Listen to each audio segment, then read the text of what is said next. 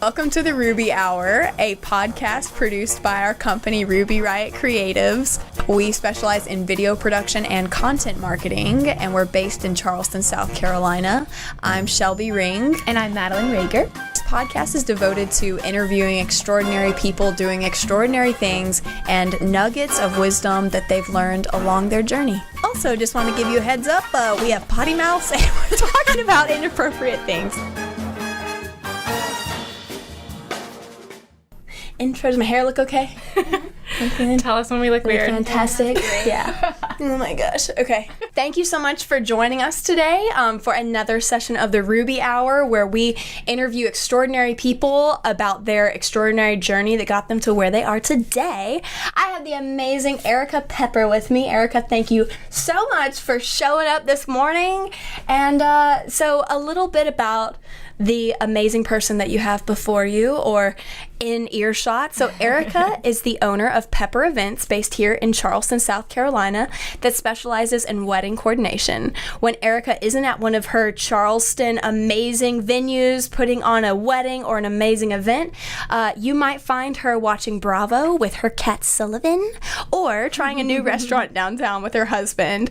Erica's work was recently published in Martha Stewart Weddings when she partnered with a wedding designer based out of New York at a William Aiken House wedding. So Yay. Thank you so much for coming this morning. So you started your business here in Charleston in 2015, and you've been in Charleston for the last 10 years. Now, are you from Charleston originally? I am from Iowa. Okay. So I moved to Charleston actually after college. I wanted to kind of live at the beach for a little bit and see where that got me, and obviously I did not move back.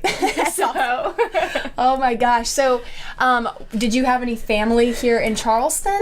Nope, all of my family still lives in Iowa. Okay. So I still go back and visit everybody and see all my friends and all of that good stuff, but definitely have kind of built a life here in Charleston now. Yes. Oh my gosh. Did you meet your husband here in Charleston? I did. Okay. The first job that I got when I moved here was at a golf course in town, so I actually met him there. So now he says I can't get mad at him when he goes golfing because I knew from the very first day that we met that he was a golfer. It was full disclaimer. Yeah, he's like, I'm going, and I'm like, okay, I get it. So I love it. I love it. That is so awesome. So your business, do you primarily work with weddings? What's your, what is filling most of your books? Pretty much 100% weddings. Awesome. Yep. That's an easy answer. Yeah, we've done a few like bar mitzvahs here and there and just kind of event related things, but mostly always weddings. So awesome. So how did you get in the wedding planning world? Was that something you went to school for? So I actually went to college to be an English teacher.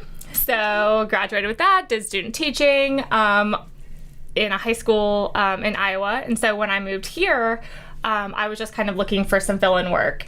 And I got a job at the golf course that I mentioned earlier, and they had an events position open. So it was actually membership events and planning just kind of social events, which I was actually really nervous to do because I was like, I don't know how to plan an event. Like, how am I going to do this? But 90% of the job was just like member relations and kind of bookkeeping and stuff, which I knew I'd be good at that part. So it kind of transitioned from events to a lot of weddings at the golf course to my job was all the weddings at the golf course. I did that for 5 years, and then I was kind of like, okay, I've done the same wedding like every weekend, for the past 5 years. So yeah. I was kind of ready to branch out. But it was just a weird path that got me here, but I love it. That is so awesome. And I love that you had mentioned that there's kind of some parallels between like teaching students and then like we call ourselves like cat herders at Yes. weddings when we're filming. So I love that connection of, what do weddings and classrooms have in common? Yeah, so it's actually kind of funny because I'm like, when people ask like the same question that you just asked, like, are you trained in doing event planning and all of that stuff? I feel like the training that I did get, that was kind of managing classrooms and, scheduling, lesson planning, all of that is literally the exact same thing as wedding planning. Yeah. And it's, you're planning day by day, you're planning minute by minute, and, getting a group of people to all do the same thing, is exactly what a wedding is, wedding coordination. So, when we have these groups, we've had up to like 14 attendants on either side. Oh. So, I mean, that's like a 30-person bridal party. Oh my gosh. And, you know, trying to get all of those people to line up and listen and, you know, walk the same path, and all of that is exactly like a classroom. So it's kind of funny how the two parallel each other. You're like, my stomping grounds is the classroom, right? If I can manage that, I can manage anything. If I can do middle schoolers who are extremely awkward, I can pretty much do any bridal party that could exist. Like any. Throw any of them at you. Yeah. I love that. And so you've mentioned that you actually are quite introverted, despite being in a role where you're, you know, it's like, I mean, Madeline and I talk about this all the time, like the respect that we have for planners that are just keeping the ship together, right? And keeping the timeline rolling. And it's like, it affects, you know, however many people, if you have 40 people behind the scenes coordinating and you're being that point of contact. So how do you balance the fact that, you know, you do have more of an introverted nature with being in that role where you're, you know, smiling, you're engaging with people? Like, what works for you? Yeah.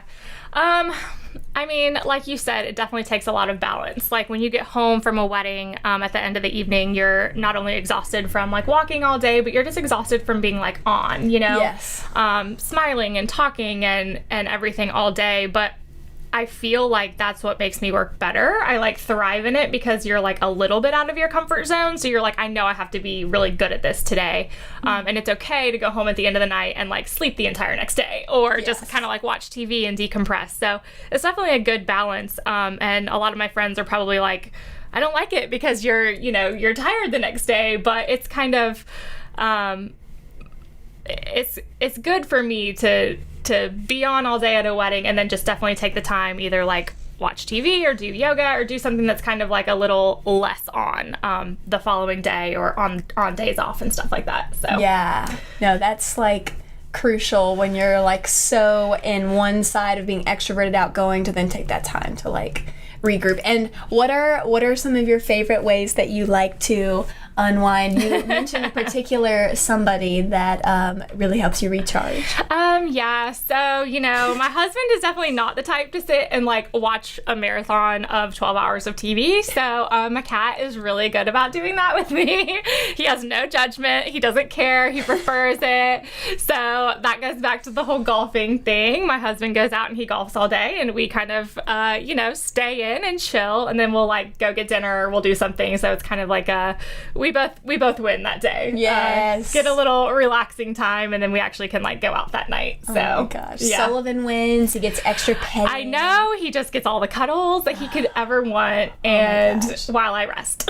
Win all around. I love it.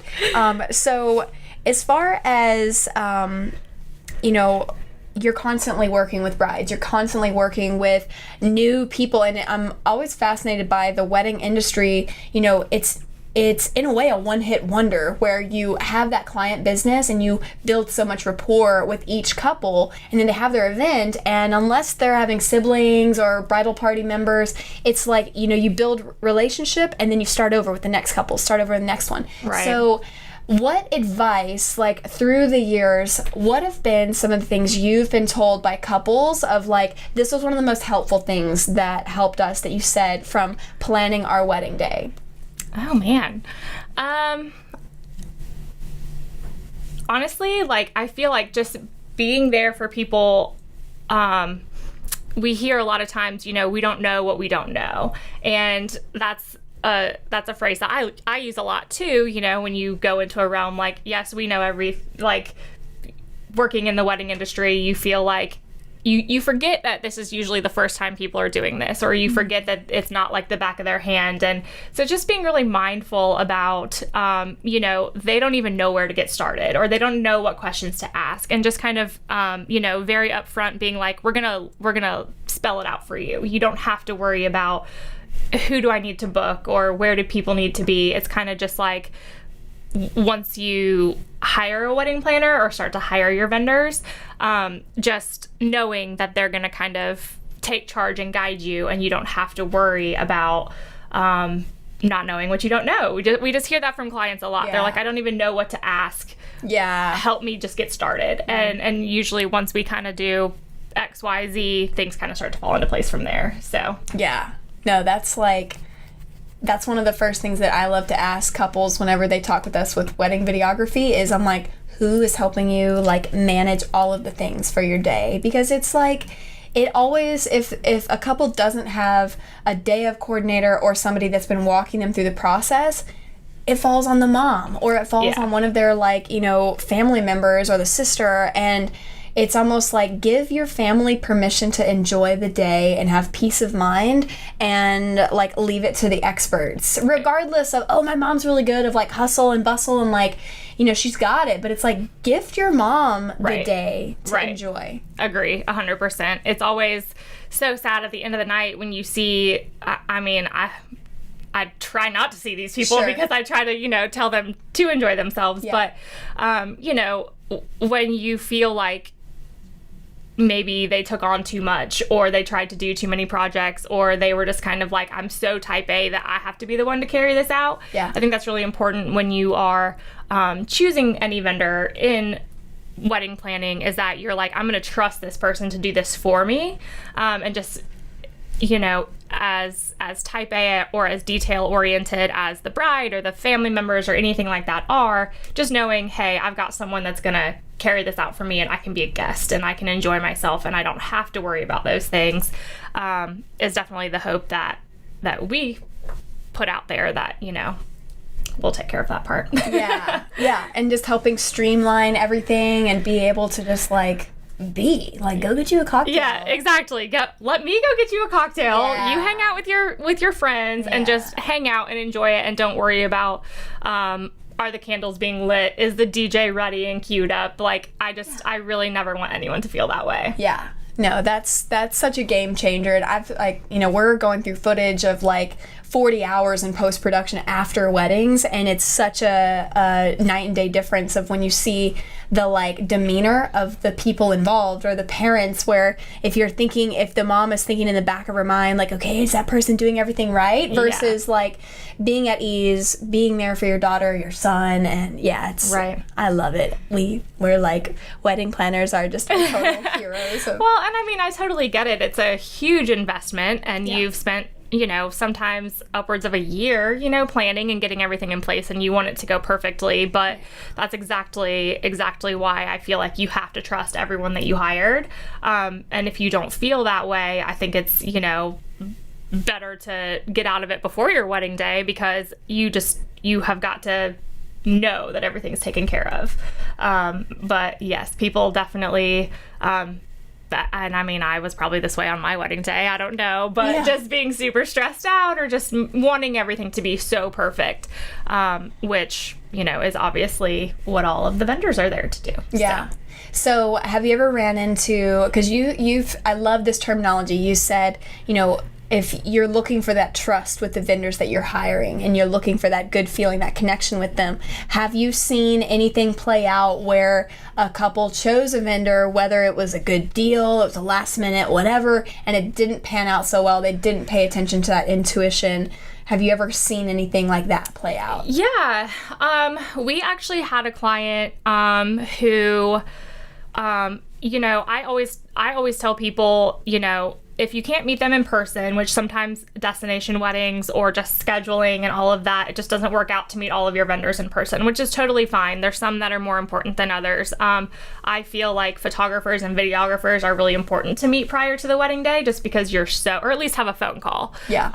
Because you're going to be so close with them. Obviously planners, all day, but beyond the planner. And so we had a client who booked a vendor, and they ended up having like a few meetings with them prior, and at the end of the day, she like called me and she was so sweet, and she was just like, I don't feel like we're clicking in the way that I just can't be super comfortable. My fiance is kind of uncomfortable. I don't know if I want to feel like that on my wedding day. I love this person's work. I have no problems with any of that. And I was like, you know what? It's going to hurt their feelings less by getting out of it now than like after your wedding day being like, wow, we just didn't click. The whole day was awkward. And I was like, and every vendor that you hire is such an investment to the couple that I would rather them be extremely comfortable and honestly just cut ties prior to the wedding, and we'll find somebody that is a good fit, rather than just because you're a nice person. It doesn't make you not a nice person to cut ties with someone that you don't click with. Not everyone in the world clicks with everyone. And there's no problem in that. You know, the problem would be putting yourself, spending all this money, and then regretting it at the end of the day. So, you know, and she was so happy with that decision. And yeah, it was an awkward conversation. Like, hey, you know, I know we hired you. Is there any way we can cut ties? Like, you know, we kind of want to go in a different direction for our wedding day. And obviously the vendor understood. I mean, if you didn't understand that, would you even be doing your couples a service, you know? So that's definitely a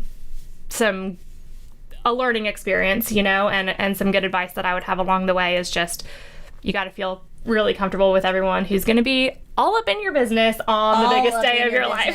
Yes. If you don't want your videographer or photographer to see you literally changing your clothes, then they're not the right fit for you. So. Yes. No, that's a really valid, I mean, we try to stress that of like, from the video perspective, it's like literally us and your photographer are going to be with you even more than your future spouse. Right. And it's like from the getting ready all the way through, you know, if they book us through the send off. And so it's like to be, you know, our biggest job is to be able to like tell people like we've got your back. Like we've got, like, if your hair's out of the way, like we're gonna walk over there and just make sure you are so supported in having a good experience that day, and that, you know, like you're comfortable enough if someone walks up and you're like, oh wait, here, like let me help you with that. Okay, no, that looks perfect. Right. Like, you're killing it, you know. Right. It's like having that, like, your squad, like, yes, because that's is your wedding day not like your squad ultimate meetup, all of your favorite people, and you don't have to be best friends with all of, you know, with everyone, but I think there's a difference in loving someone's final product versus just meshing well with that person and just knowing that all of these people are going to be right next to you all day on your wedding day, and also obviously still loving the final product, but you need to consider both when you're hiring people, not just I love their work, but I'm going to have to suffer through 12 hours of wedding day. That's just not fun for anybody. No. Oh my. One thing that you've mentioned is one of the biggest challenges that you've ran into in your life is moving 900 miles away from your family in Iowa and coming to Charleston, coming to South Carolina, where you were starting from ground zero. Tell me about that journey. Yeah. You know, I think it's all, I don't necessarily think everyone has to do that exact thing, but I think, like, as you kind of grow up and mature, it's kind of nice to challenge yourself or even scare yourself a little and do something that you're like, wow, should I take this risk or not? You know, I'm obviously not like a crazy daredevil, but I think that doing something like that definitely helped me grow and mature as a person, and probably grow up a little bit, because when you're that far away from your parents or that far away from like your best friend that you've always had your whole life, you, especially, you know, we kind of talked about being like a little shy or a little introverted, and it's very easy to rely on these people that you've known your whole life and just do that exact same thing forever, which is fine. A lot of people do that.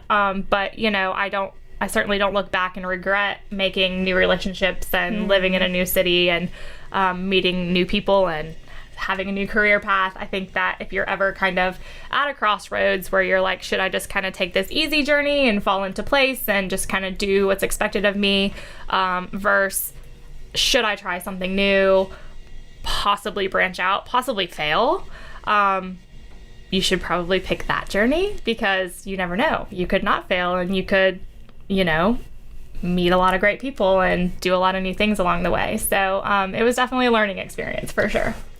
What were some ways that helped? Because this is one of those things that I feel like I'm continuously thinking about, how can I make more friends, and especially being, you know, like my 29th birthday is next month. Okay. And so it's like, for someone that's late 20s and also like through the 30s, how do you make friends? Great question. Somebody give me a It is book. So hard and awkward as an adult. Oh, like, I don't know what to do. I just hire all my good friends. I know. I'm like, you're cool. Come work for me. Let's be friends. Yeah. And we have to hang out, and, you know, I'm going to pay you too. Oh my gosh. Yeah, but it's like, okay, so when you moved here, and because obviously that was 10 years ago and you were like getting your roots down, were there like, how did you meet people? What were like, when you look back, were you a part of a gym or like any groups? Like, what worked for you? Yeah, I actually worked a couple of different jobs, and that's kind of how I met friends / clung to people and did what they were doing. But a lot of times, if you move to a new city and you meet someone, chances are they're maybe not new. So they, kind of know, they already know some friends or they already know great places to go. And you can kind of network with people that way. Or if they are new to the city, it's great because you can meet a friend and you can experience those new things together. Yeah. So I kind of mixed a little bit of both. I had 2 different food and beverage jobs that introduced me to 2 totally separate groups of people. And so I kind of started, there was like, just going downtown or going like to Mount Pleasant, just like kind of seeing all these different places of the city with different groups of people. And then I think you kind of fall into place and you click with who, obviously out of every group, you're going to get along with like 1 or 2 people better. And then you kind of start that new friendship.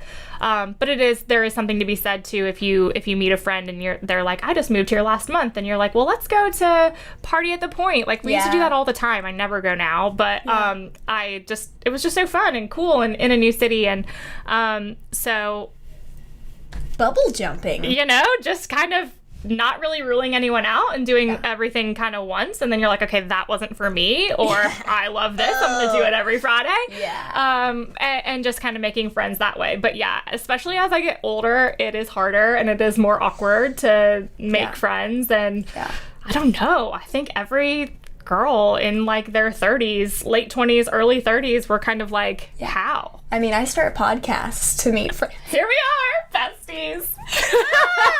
Oh, it's so great. No, it's like, it is an ongoing thing, but like, would you say that your journey of, okay, like moving to a new place wasn't easy, you had to start from zero, and did that help you now with the role that you take of, you are constantly working with new people and people that you're meeting for the first time, and like, I feel like planners have a special gift of like, well, excellent planners have a special gift of making people immediately feel at ease and feel like, you're like a part of their like pack, right? So do you feel like that is something that's tied into present day for you? Definitely. A lot of the vendors that we work with, I do consider friends.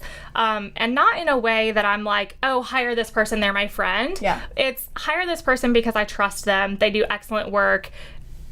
Whether I hang out with them outside of weddings or not really doesn't matter, and it's not going to affect. If anything, it'll make that vendor do more for the client because they don't want to disappoint the friend, the friendship that they have had, And so I think that that's really important when it comes to vendor recommendations too. Sometimes clients are like, well, I found this guy for cheaper and I just want to do this instead. And that's fine. But that's also a decision that you're making, knowing like, hey, I know this DJ. I know he's going to come. I know he's going to show up. I know he's going to do amazing, because we're friends and he would never disappoint me, or he would never, whatever. So it's a really fun job because I think you do get to work with different people all the time. My biggest kind of way that I like to work is, I don't like to walk in and be like, I'm the boss, everybody shut up and listen to me. I like to go in, we're all one big team, and first of all, no one needs to speak negatively to one another. We should all be getting along and productive, and we all have the same outcome at the end of the day, right? Is making the client happy. So I feel like the most productive way to do that is to just get along and be friendly and just know that the day is going to be so much smoother knowing that we all have the same end goal in mind. So yeah, whether that's working with friends that are new vendors or making new friends from vendors, I think that that's super important and just makes the job a lot of fun. That's awesome. I know. I think that whenever, like, when you said when you're working with friends and when you have a vendor that you have a relationship with, it's even additional motivation for them to like perform well, or, even give an extra above and beyond, just to like, like, hey, we are represented with this relationship that, you know, why we're at this event today. Right. And I love that. And that's like our favorite thing. I like blow it up on social media all the time when we're working with the dream team, where I'm like, this is our favorite photographer, this is our planner, like, oh, like a DJ. Like, you know, it's more fun. Yes. It's more fun when you know, like, oh man, like your wedding's on lock. Like, because you know you have professionals. When there's the right DJ, it's like, we're confident. We're not going to have like first dances or speeches kick off when we're back there stuffing our face with chicken or something. You know? So it's like, to be able to have somebody that does, you know, it's not amateur hour, and it's not like, oh yeah, my like coworker's dog groomer like takes pictures of like plants, so they're gonna be responsible for like spearheading like our wedding photos, right? So no, that's like so crucial of like having that crew. And it's never like, I would never expect, you know, any of these vendor friends to do more than they were contracted for, or to put in extra time and money on their part, but it's just knowing, and it's just the confidence of waking up that day and being like, the flowers are going to be perfect, and if they have any questions, they're gonna call me the night before and say, oh my gosh, I got a weird shade of pink. Will the client like it? Will they not? You know, and just knowing with confidence that the day is going to run as smooth as it possibly can without these unnecessary curveballs of, I've never worked with that guy before. Is he going to be an awkward DJ, or, you know, an awkward MC? Let's hope for the best, you know, but I never want my clients to feel like they have to book the people that I'm telling them to book. I want them to always feel like they're making the right choice for them. But, you know, I do want them to feel like I'm sending them in a right direction, and that anyone that I send their way, I feel like is going to do above and beyond a great job. So, yeah. What is one of the most special weddings that you've ever had the opportunity to work? Like, is there any particular wedding that stands out to you as like, that was one of the most unique, sweet events I was ever a part of? Oh my gosh. I mean, this is a really tough question, because I don't want any of my couples to feel like any wedding was more special than their wedding. There are definitely certain clients that you just click with so great, and that you would really do literally anything for. Like, put yourself through the weirdest of situations, just like to make what? sure. Do you have any? Give me a weird situation.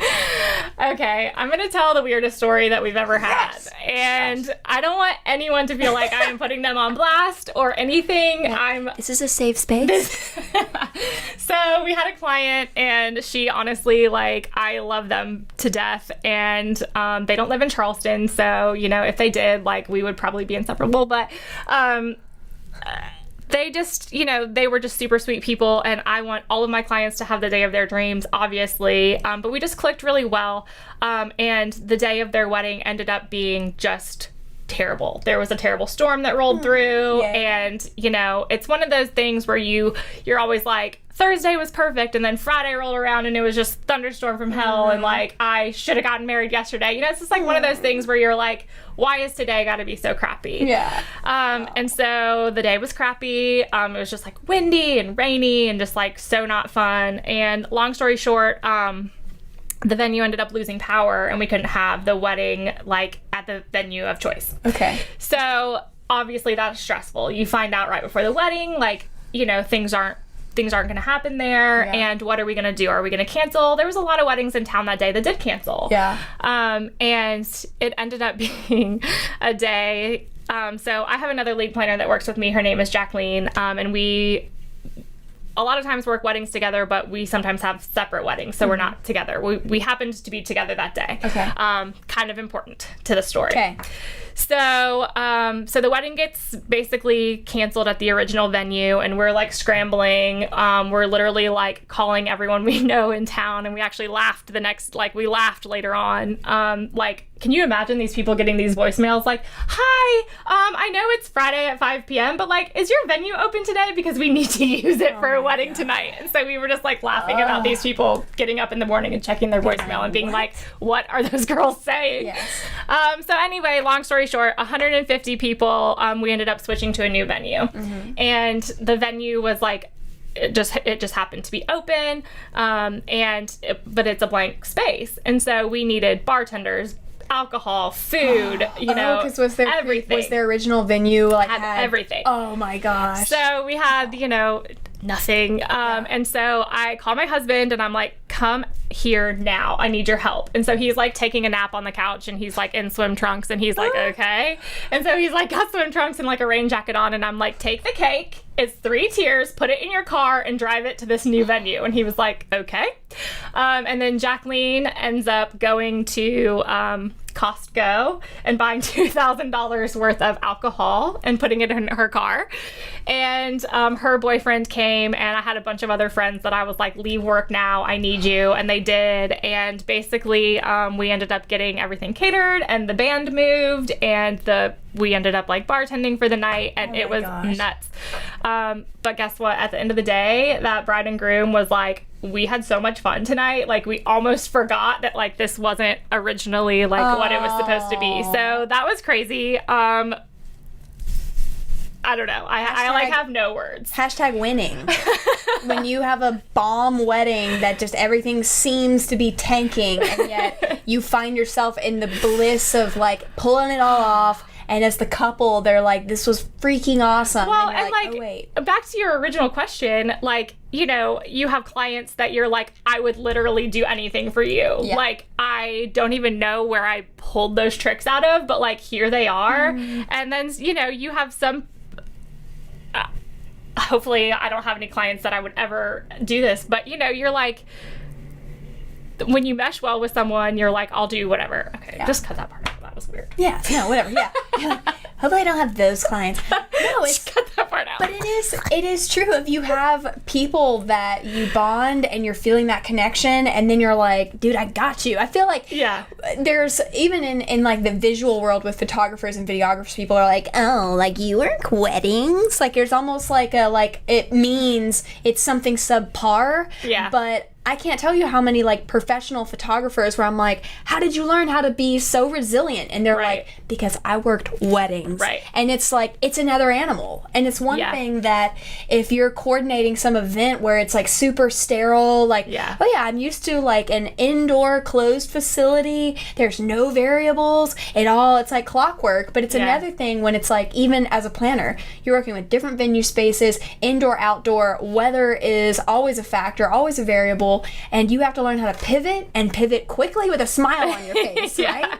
And, it's like that's the name of the game. Yeah. And I feel like, corporate events, while they're like super huge and they're usually really expensive and whatever, it's like if something happened, you could reschedule that probably. And I'm sure, all of those people would come again.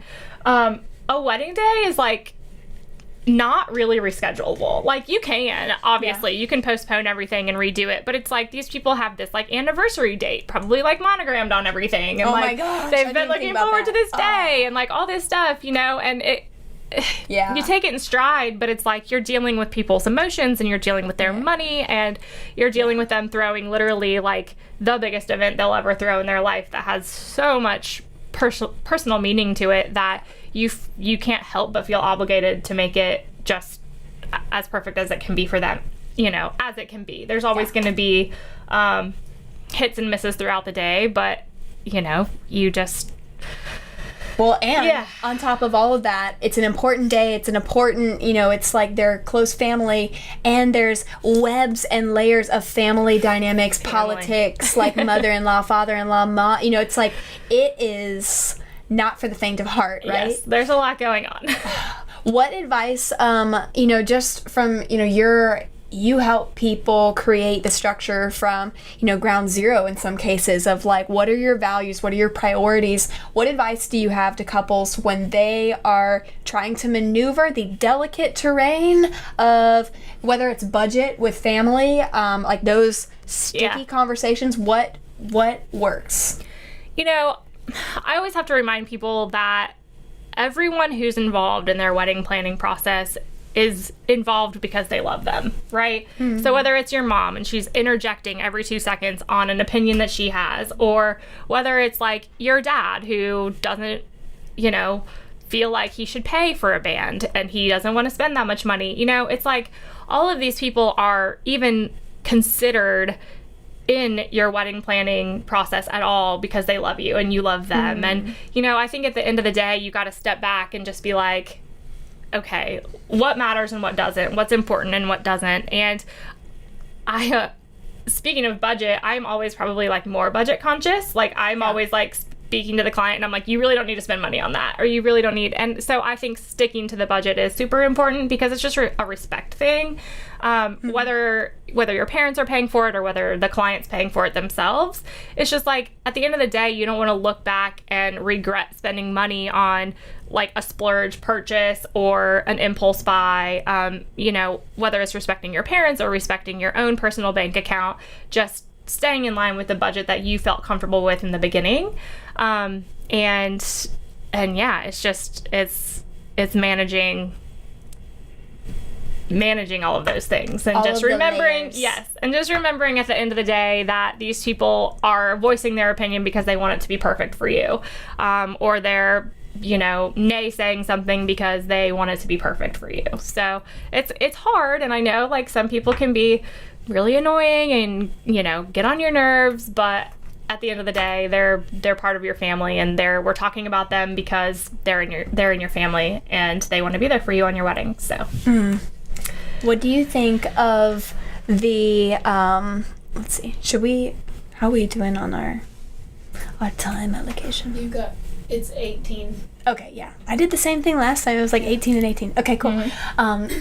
Okay, so from seeing the full start to finish with a wedding day and staying engaged with clients, what do you feel like are the things that stand out the most to a client after the fact? Because it's like, if you haven't planned a wedding and it is your first wedding day, or, you know, it's like it's this new union in your life, when you're looking at like all these vendors and you're like, I don't know, like, should I do like stations or buffet or like, you know, plated? Do I need to have 10 courses? So it's like, what do you see in the aftermath of like what stands out oftentimes to clients after the fact? Yeah, that's a great question, actually. And it is another way to prevent that buyer's remorse that we kind of talked about. You know, like I splurged on all these things and I didn't even notice it at my wedding. But my biggest thing is focusing on the guest experience, and the bride and groom are definitely guests to be considered in that experience. So, you know, whether it's a band, you're like, I have to have a band. I'm just really not going to have fun at my reception if I don't have a band. Well, guess what? Like, we're going to allot money for that then. Or, you know, I do not want a buffet. I want a formal plated dinner. That's just how I like to eat my dinner. And then, so, okay, well, we'll allot money for that. And it's just, I want them to be able to look back and be like, I got those things that I wanted. And because of that, maybe I had to cut back on my invitation suite or something. But like, if that wasn't even something that you mentioned in the initial consult, then like, why are we going to put money in that? Yeah. So that they can look back and be like, we danced for 3 hours straight because like my planner helped me get the band that was amazing. Or, you know, whatever it is that they're like, I'm going to walk into my reception and like notice if this isn't there, then I want to make sure that it's there. Yeah. So it is overwhelming. It, like you said, there's so many decisions to be made, but it's just like relying heavily on how can we make what I really want to happen. And if I don't care about something, let's just nix it, or let's just scale back. And focus on what it is that you are going to notice. So the experience as a whole, whether that's food, beverage, music, the venue, a lot of times people are like, I got the venue that I want and I really don't care about anything else. They're like, I just always imagined myself getting married here. Okay, well, great. Like, it probably cost you a lot of money. A lot of venues in Charleston do. So let's scale back in some other areas and like really play up how gorgeous the place is that you're getting married or whatever it is. So that's what I find. They look back and they're like, we had so much fun last night. Or, you know, we had an intimate candlelight dinner with 30 of our family members, and like, that's all we could have ever wanted. Yeah. So I always want people to look back and remember like how the night made them feel. No one's really going to look back and be like, I mean, the decor was just like on point. I mean, I hope it is, but it's like the experience and the feelings that you get the next day are definitely by far what I hear people comment on the most. So. Yeah. And yeah, it's like, I love that we danced for 3 hours because we wanted to dance and listen to a band, or we wanted whatever part of the experience. It's almost tapping into, screw the Pinterest board and be like, what do I want to be doing? I got like 5 hours with like all my favorite humans. Yep. How do I want to set myself? Yeah. Like, and if it's dancing, or if it's like entertaining, or if it's like I want a cool cigar lounge thing, and all the boys can be doing their thing, or like whatever that looks like, to get clear on that end result, and then work your way backwards in terms of budget. I mean, and a lot of times, like, when you're talking about plated dinner versus stations or whatever, it's like, well, do you want more time to mix and mingle cocktail style, like with your friends? Is that how you imagine yourself? Well, then we're going to go stations, and we're going to do kind of a, you can stand up, you can sit down, you can hang out outside, you can do whatever sort of thing. And so really it is like, what's your priority and how do we build from there? So yeah.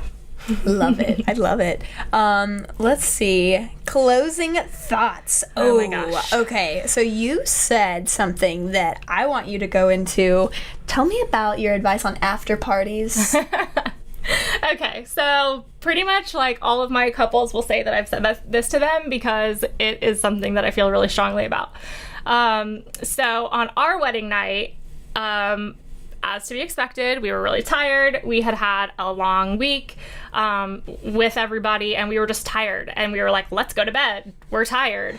And guess what? All of our friends went out that night and had like the most fun. And we saw all their pictures, and we heard all their stories the next day at brunch. And I was like, why did we go to bed? Aww. Like, it was like the biggest regret of my life. So I always tell my couples this, no matter what your friends are doing, where they're going, even if you're all going back to the same hotel lobby and just chilling, like, there is never another time in your life that all of your friends and family are going to be in the same place, same city, same country.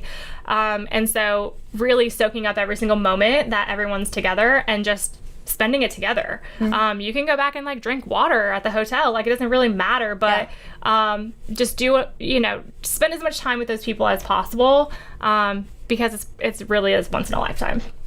I love that. And when I read that, I was like, that's brilliant. Because I feel like I would be like, I'm going to do self-care. Yeah. I want to change. I want to get comfy. That's fine. Go do that. But then, like, go back out. Yeah. And, like, be tired the next day. Be tired when everyone goes home. And really just spend every moment that you can with those people, because they're never going to be in the same room again. I love that. Tying off the night well as a group with all the people that are important to you. And I feel like my 2 cents of an experience that I was married before. I was very young, and I was doing the things I thought I needed to do. And my biggest regret, and it's funny that I'm in a visual field now, is when I was planning my wedding. It was kind of like a shotgun wedding, but like, but we were like, oh my gosh, photographers are like expensive, and we were like, let's just hire like our friends that like to take pictures of rocks and stuff, and like call it a day. What could be different? Rocks versus people. Like they did the same. That's the same. Whatever. So we like threw some cash at a friend of ours, and it hijacked our wedding day because he didn't know what he was doing. He brought another friend of his, and we spent so much time. I remember, like, in that former relationship, my partner was really frustrated. He wanted to go eat. We were all hangry, and we were like waiting. And also, I just love that, like, I stumbled across, like, every now and then some of these like elusive, terrible photos like rear their head, and I found they're not totally scrubbed in the bridal chamber where I was getting ready. We staged, like, it was a Texas wedding, and I had a pearl-handled pistol on my garter, because our theme was kind of like, fuck y'all, we're from Texas. That was literally, like, I walked down the aisle, not kidding, to the song Hustlin', the hustlin', every day I'm hustling. Hot. My dad walked me down the aisle to Rick Ross. Literally, I think that's his name. Proud. And then we like made it all. It was like we switched. It was classical, but we staged me and my bridesmaids to look like I gunned them down. I had the pearl-handled pistol, and I had my bridesmaid girlfriends all like laid down on the floor. That's what you get when you don't hire a wedding No one talked you out photographer of that. or videographer. Nobody blinked. They were like, he was just kind of like, He was all like, right, excellent cool. idea. And I think that was like, as great. That was the headspace I was in. You know, let's just gun everybody Yes. down and call it a day. What a joyous experience. So it's like, you know, to have people in closing of having people that have your back, that understand what really it matters in a wedding day. They're like, I don't want to go through my gunned down bridesmaid photos. Like, it doesn't, I don't want that on my wall. Cringing for you. Oh my gosh. And yeah, so it's like surrounding yourself with great people, surrounding yourself with people that are going to Have your best interests. have your best interest in mind and tell you, like, I know you're tired, babe. Like, chug some water, put on some fuzzy slippers, and get back out there. Get back out there. These are your people. They're Yep. in town for a limited amount of time. Soak it in, absorb it. It's a unique moment in time and space. I love it. Thank you so much for being on the show, Erica. Thank you for having me. How can people get in touch with you? Email is the best way. Okay. I hate talking on the phone. I'm just gonna say it. I will answer. I will set up phone call appointments, but like, I hate talking on the phone. My husband's like, if I ever get in a wreck, I'm gonna text you because gosh. he's like, you answer so much quicker. So anyway, please email me. It's Erica@pepperevents.com. That is Pepper with 1 P. Okay. And is the Erica with a K or a C? C. ERICA. At Pepper Events. PEPER. Okay. Events.com. Okay. PEPEREVENTS.com. Yes. I was really good at spelling in school. That was so good. Okay, good. Yeah, so thank you so much. And any last parting words? I don't know where I was going with that. All right, whatever. Well, thank you so much for watching, for listening. Please be sure to like, subscribe, go follow Erica's stuff. If you haven't seen these events she's putting on, they are like insane. Thank you so much, and we will chat with you next time. Yay! Don't. Thank you. Kill.